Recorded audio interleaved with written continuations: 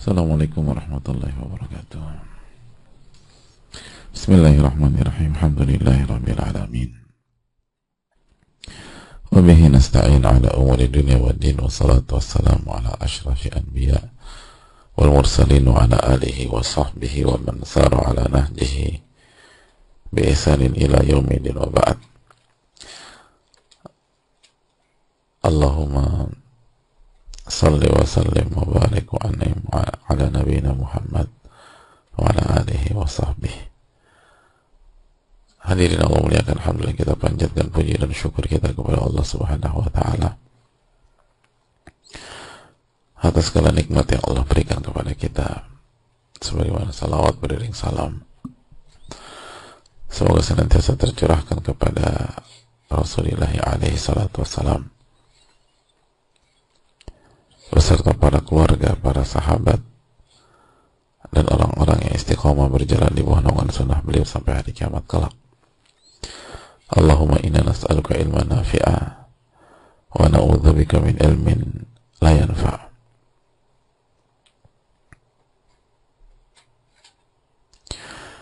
Hadirin Allah muliakan, semoga kita diberikan ilmu nafi' dan semoga kita dijauhkan dari ilmu yang tidak bermanfaat.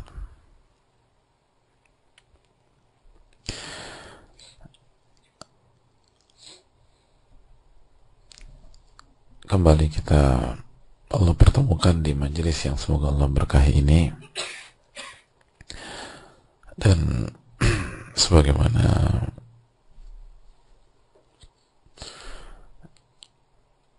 kita harus selalu mensyukuri apa yang Allah kasih kepada kita, khususnya nikmat ilmu, nikmat kesempatan untuk belajar,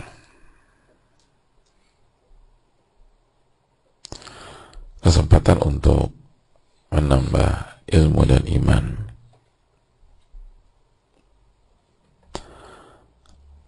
kesempatan untuk mendekat kepada Rabbul Alamin,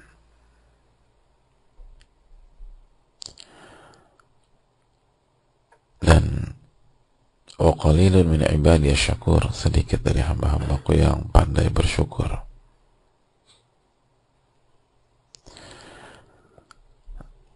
Dan hadirin Allah muliakan,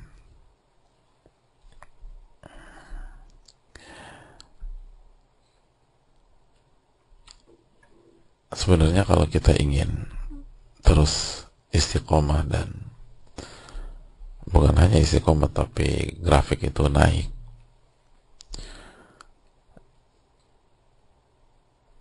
maka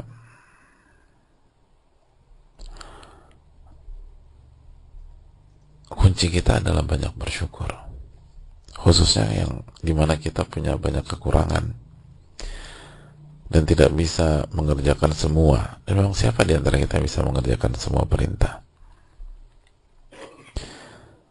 Maka jaga hal-hal yang benar-benar fundamental di dalam hidup. Dan di antara fundamental di dalam hidup adalah bersyukur.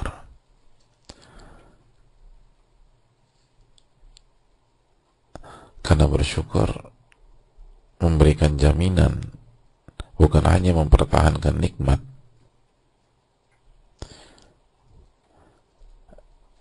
tapi juga menambah kenikmatan.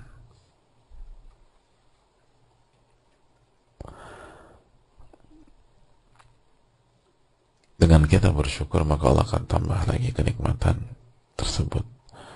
Maka ketika kita mendapatkan ilmu, kita mendapatkan kesempatan untuk belajar, jangan pernah lupa bersyukur kepada Allah Subhanahu wa taala dengan cara benar-benar merasa beruntung dan menambah rasa cinta kita kepada Allah. Lalu ucapkanlah tahmid dengan lisan kita. Lalu gunakan ilmu itu dalam setiap amal atau dalam amal-amal kita. Gunakan ilmu itu dalam hal yang Allah ridhoi. Lalu bisa kita bersyukur dengan pihak yang memberikan ilmu kepada kita, kita bersyukur kepada ulama. Tentu saja yang pertama kepada Rasulullah SAW, sebagaimana yang kita ketahui, beliau lah yang mendakwakan ini untuk pertama kali kepada umat. Lalu bersyukur kepada ulama yang menjadi ahli waris beliau. Lalu bersyukur kepada guru-guru kita. La syukurullah wa la syukurun nas, nggak bersyukur kepada Allah orang yang nggak bersyukur kepada manusia. Dan salah satu blind spot banyak orang kan lupa bersyukur tapi demanding gitu. Ana mau ini, ana mau ini. Nanti minta lagi sama gurunya, minta lagi. Bagus minta ilmu. Tapi ilmu yang kemarin udah disyukuri atau belum?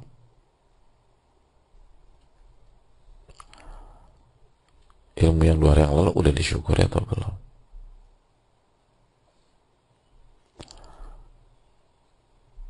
Karena itu seringkali kita menggunakan logika bidang-bidang dunia ketika kita mempelajari ilmu agama. Makanya itu membuat kita nggak berkah seringkali.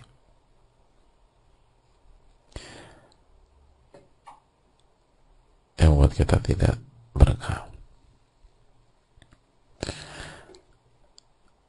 Padahal jelas ilmu itu nggak perlu disangsikan lagi. Kata Imam Ahmad, al ilmu la ya'diluhu syai' liman sahhat niyatuh. Ilmu itu nggak ada yang bisa menyayangi, tidak ada yang bisa menandingi bagi orang yang niatnya benar. Dan Al-Imam Sufyan Ats-Tsauri mengatakan tujuan menuntut ilmu adalah liyuttaqullahu bih, agar kita bisa bertakwa kepada Allah. Dan salah satu hal yang sangat penting dalam bertakwa adalah bersyukur. Semoga Allah memberikan taufiknya kepada kita. Wallahu ta'ala alam bisawab. Hadirin Allah memberikan, kita buka sesi tanya jawab. Dan semoga Allah memberikan taufik kepada kita. Amin ya rabbal alamin. Assalamualaikum warahmatullahi wabarakatuh. Waalaikumsalam warahmatullahi wabarakatuh. Semoga diberikan keberkahan, sehat selalu. Amin ya rabbal alamin. Izin bertanya Ustaz. Kembali saya ingatkan sebelum kita masuk pertanyaan tadi, doakan ulama-ulama kita, doakan sosok yang telah memberikan ilmu kepada kita. Kita bisa belajar setiap hari dengan Imam Nawawi, maka sudah selayaknya kita mendoakan beliau secara khusus sebelum kita mendoakan yang lain. Dan jangan pernah meremehkan mendoakan, karena itu salah satu bukti kita bersyukur. Bahkan itu standar paling rendah, hanya mendoakan, bukan doa standar paling rendah. Tapi Nabi SAW bersabda, man sana ilaikum ma'rufan fakafi'uh. Barang siapa yang berbuat baik kepada anda, maka balaslah. Lalu Nabi SAW menjelaskan, dan apabila kalian belum bisa balas, maka doakan.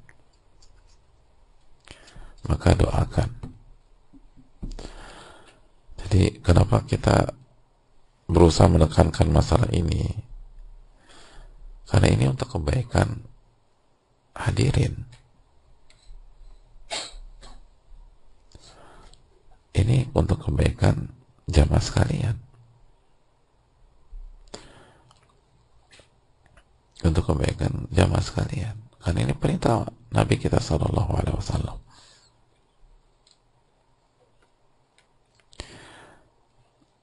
Itu yang dikatakan oleh Nabi dalam hadits Imam Abu Dawud atau Imam Ahmad,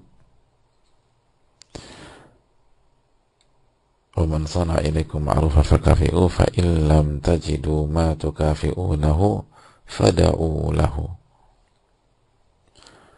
Barang siapa yang berbuat baik kepada anda, maka balaslah. Balas itu perintah, kata Nabi, balas. Fa illam tajidu ma tukafi'una. Kalau kalian nggak mampu, nggak bisa membalas, maka doakan.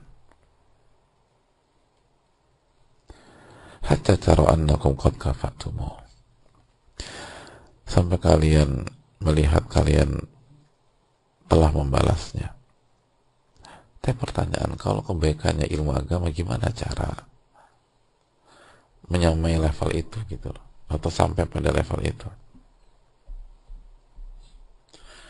Jadi tugas kita adalah membalas, mendoakan. Kalau nggak bisa membalas, ya doakan. Sampai kita mampu membalas dan seterusnya.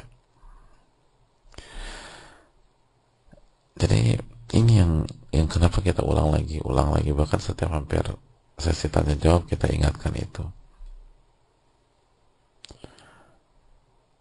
Ini bukan tentang guru-guru kita. Ini tentang kita. Seberapa bisa kita bahas. Makanya kan hadis terakhir yang kita bahas kan bagaimana Ansor berkhidmat kepada Nabi SAW dan bagaimana Jarir berkhidmat kepada Nabi SAW dan kaum Ansor. Jadi para sahabat itu bukan hanya mendoakan, dan di waktu yang sama mereka adalah orang-orang yang paling banyak bersalawat kepada Rasulullah SAW. Jadi mendoakan menjadi yang terdepan dan berkhidmat. Itu konsep. Dan itu konsep yang sangat logis.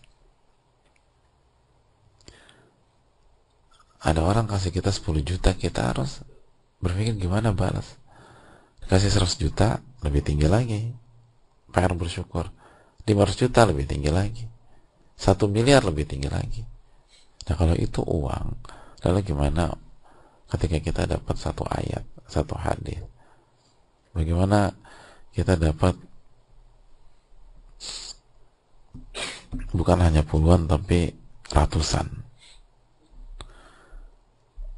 Nah ini kan yang harus kita terus introspeksi diri kita dan renungkan.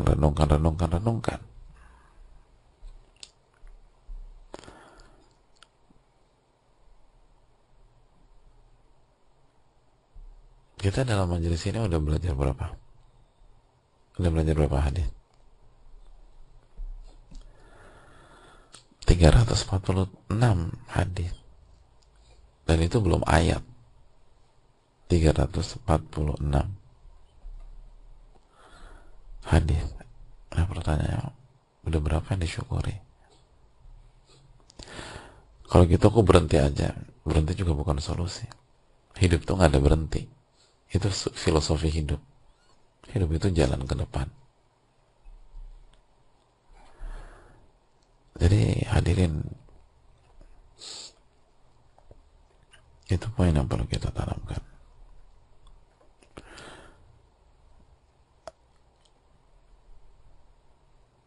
Oke, kita masuk ke pertanyaan. Mungkin penanya belum tahu atau apa, tapi terus harus kita ingatkan.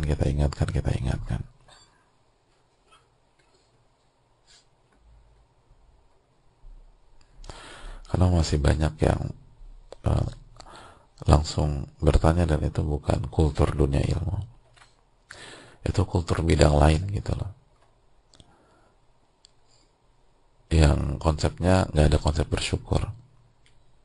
Konsepnya kalau nggak tahu tanya titik gitu loh. Kalau kultur ilmu kan enggak.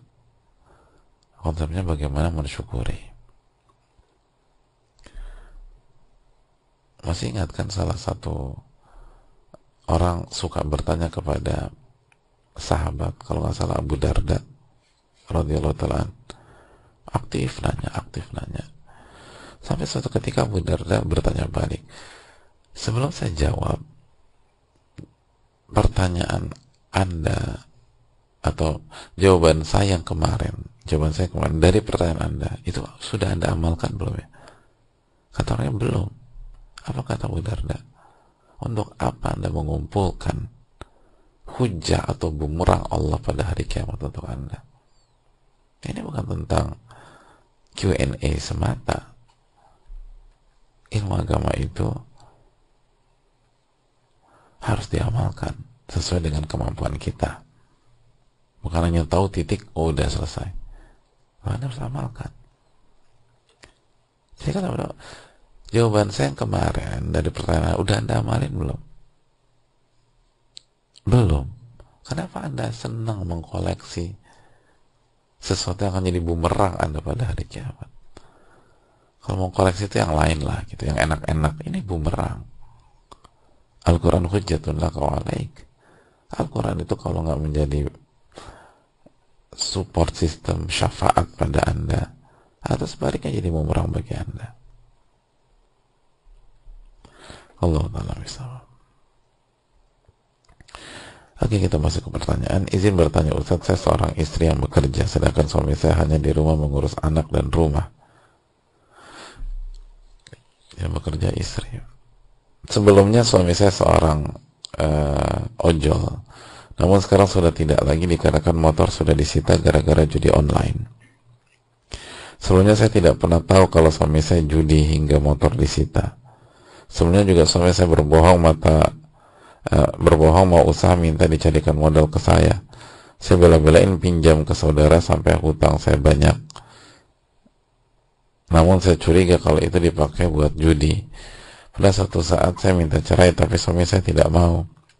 Suami saya juga tidak pernah mengakui sampai detik ini kalau dia main judi. Akhirnya saya coba bersabar dan introspeksi diri, mungkin semua akibat dosa saya yang lalu. Sejak kejadian di atas, saya bawaannya suudzon terus dengan suami kalau suami saya minta uang. Pertanyaan saya, harus bagaimana supaya tidak suudzon? Dan saya harus bagaimana bersikap apa jika suami minta uang ke saya dengan alasan untuk usaha? Saya orang yang tidak tegaan, mohon pencerahannya Pak Ustaz.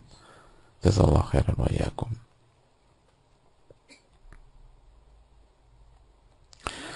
Hadirin Allah muliakan. Yang pertama, coba mulai dari diri sendiri.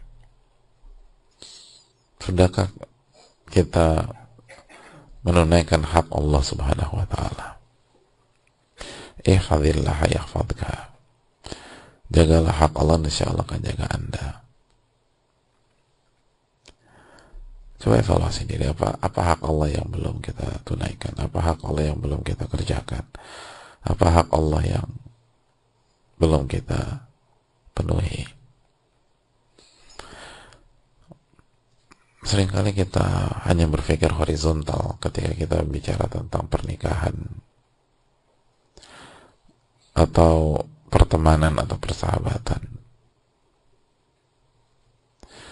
Kita lupa bahwa di setiap hubungan horizontal itu ditentukan oleh hubungan vertikal kita kepada Allah Subhanahu wa ta'ala.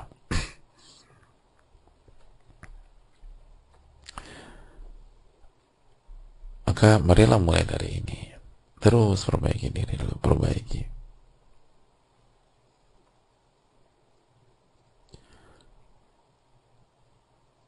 Itu hal yang sangat prinsip.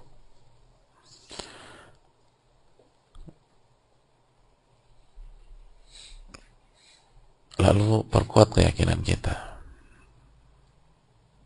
Perkuat keyakinan kita.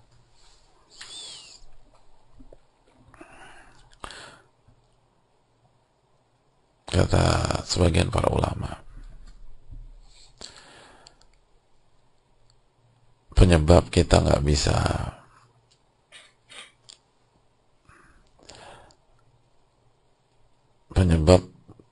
tidak bisa merespon dengan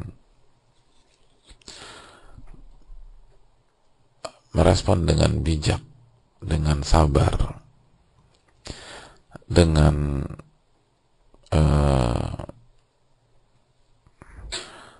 level yang tinggi ketika ada orang yang zolim atau nggak baik sama kita. Itu seringkali karena lemahnya keyakinan kita kepada Allah Subhanahu wa ta'ala, terhadap janji Allah Subhanahu wa ta'ala.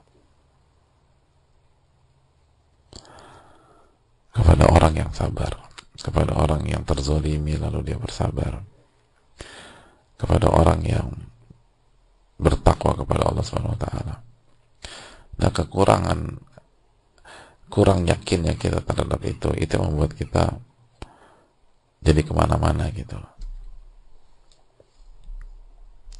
Lihat Nabi SAW ketika difitnah, dizolimi di kota Mekah, lalu sebagian para sahabat itu minta beliau berdoa untuk menyelesaikan masalah itu. Apa kata beliau? Walakinnakum qaumun tasta'jiluna kama qala. Kalian itu orang yang terburu-buru. Bayangkan, difitnah setiap hari, dicela, dicaci setiap hari, diperlakukan tidak pantas setiap hari. Lalu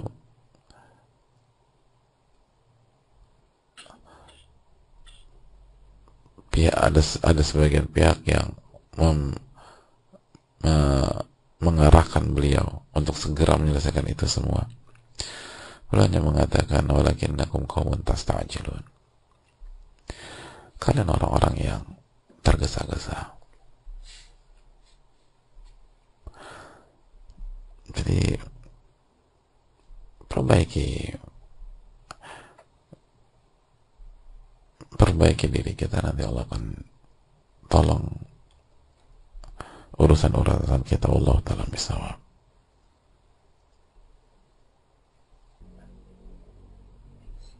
Assalamualaikum warahmatullahi wabarakatuh. Waalaikumsalam warahmatullahi wabarakatuh. Semoga Ustadz, keluarga senantiasa dalam penjagaan Allah Subhanahu wa taala. Amin ya rabbal alamin. Izin bertanya Ustadz, saya dari hamba Allah dari Riau. Ustadz, saya menikah sudah berjalan 6 tahun lebih. Sikap suami sekarang dengan awal menikah itu sangat berbeda jauh.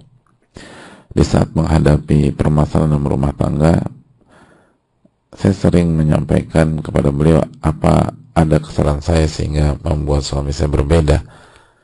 Tapi suami tidak pernah mengatakan apapun. Saya sering membahasakan kepada suami saya akan karakter saya. Saya sering membahasakan kepada suami saya akan karakter saya. Apakah saya terus berlebihan Ustaz jika saya menginginkan suami saya seperti awal-awal pernikahan dulu? Karena kata suami saya itu hal yang wajar. Seiring jalannya waktu, bertambahnya umur pernikahan, maka nggak mungkin bisa seperti dulu. Apakah memang seperti itu Ustadz? Jujur saya rindu dengan suami saya yang dulu. Setiap mood saya tidak baik, setiap mood saya tidak baik ataupun saya sedang sedih, saya sangat membutuhkan suami untuk menenangkan saya, tetapi suami malah menginterogasi saya dan menuduh saya yang bukan-bukan. Bagaimana sikap seperti ini bentuk kalau suami tidak lagi menyayangi istrinya? Ustaz, barakallahu fikum. Hadirin Allah muliakan, yang pertama, menyimpulkan suami kita sudah tidak sayang dengan kita lagi itu nggak simpel, itu nggak mudah. Bedakan antara tidak sayang atau tidak mengungkapkan kasih sayangnya seperti dulu.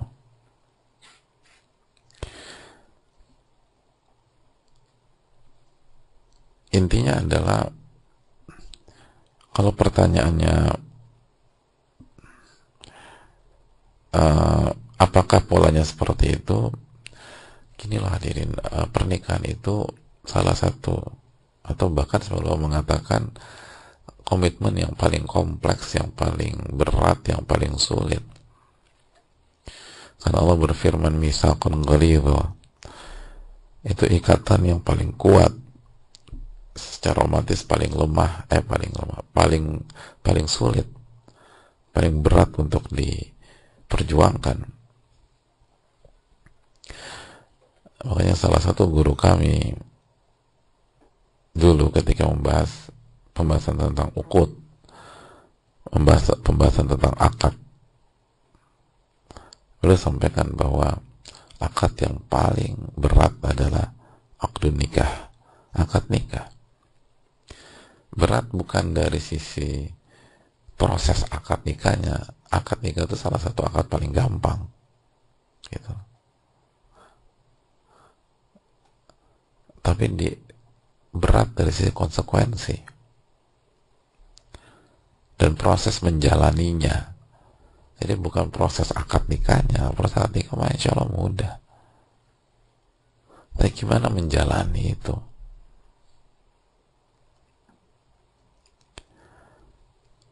Nah, ketika kita tidak punya bekal yang baik, lalu ditambah tidak segera berbenah dan membangun pondasi yang kokoh di awal,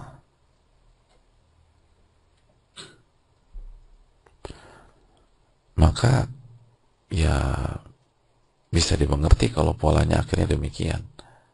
Akhirnya berkurang.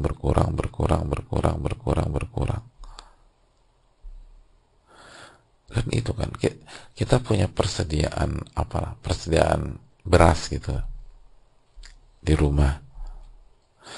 Ya kalau beras itu dipakai terus nggak ditambah, nggak dibeli lagi, nggak segala macam, ya atasnya berasnya berkurang.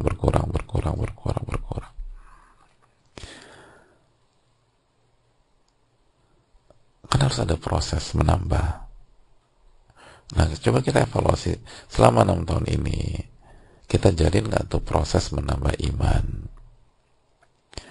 proses menambah ketakwaan kepada Allah, proses membangun pondasi yang kokoh,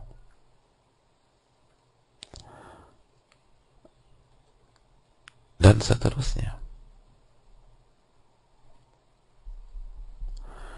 Hadirin Allah muliakan, apalagi kalau pembicaranya tentang masalah perasaan.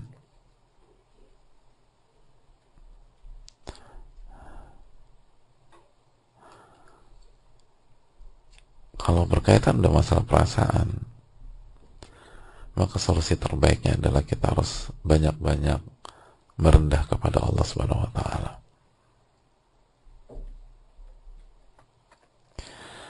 Bukankah Nabi kita SAW sampai bersabda, Allahumma hadha qasmi fima amlik fala talumni fima tamlik wala amlik. Ya Allah, ini adalah upaya pembagianku yang bisa aku lakukan, yang aku mampu. Fala talumni, maka jangan cela aku dalam hal yang hanya engkau yang memiliki, hanya engkau yang sanggup dan aku nggak sanggup. Jadi yang sanggup itu hanya engkau dan aku nggak sanggup. Dan apa yang dimaksud dengan jangan kau cela aku dalam hal yang hanya engkau yang sanggup dan aku tidak sanggup? Allah mengatakan perasaan. Umailul qalbi, perasaan. Itu Nabi SAW mengatakan, saya nggak sanggup. Itu kata Nabi SAW.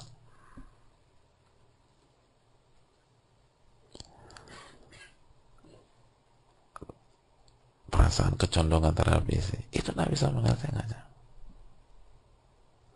Hanya Allah yang sanggup. Nah, pertanyaannya, sejauh mana kita mendekat kepada Allah Tabaraka wa Ta'ala? Sedekat apa hubungan kita dengan Allah Tabaraka wa Ta'ala? Itu yang perlu kita tanamkan bersama-sama. Allah Ta'ala alam bisawab.